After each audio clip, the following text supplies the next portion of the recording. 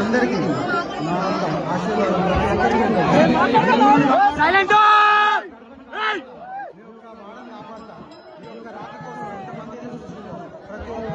కోరికలు నెరవేర్చడానికి ఈ యొక్క మెచ్చి మేడాల స్వామి ఈ యొక్క రాజులకు నా యొక్క బాణంలోని గద్దెక్కబోతుంది.